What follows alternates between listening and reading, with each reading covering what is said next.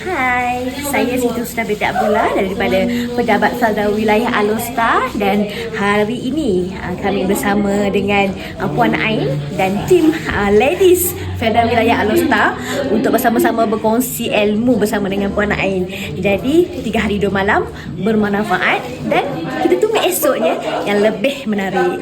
Okey, kalau pendapat saya berkenaan dengan image, sebenarnya dari soal kecantikan rupa sebenarnya tidak terlalu penting. Itu lebih kepada nombor 2 ataupun 3, tetapi adalah keterampilan kita sendiri. Bagaimana kita nak cari image kita, cara berpakaian, cara kita bercakap dengan orang, cara senyuman kita, macam mana kita nak menarik perhatian kita punya each other lah, untuk lebih komunikasi yang lebih baik dan orang pun selesa dengan kita.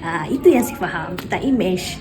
Dari segi keterampilan bagaimana kita untuk pergi ke office, bagaimana suit yang sesuai, kita punya cara berpakaian dan juga cara lenggok kita bercakap dengan audien dan juga cara berkomunikasi yang lebih baik.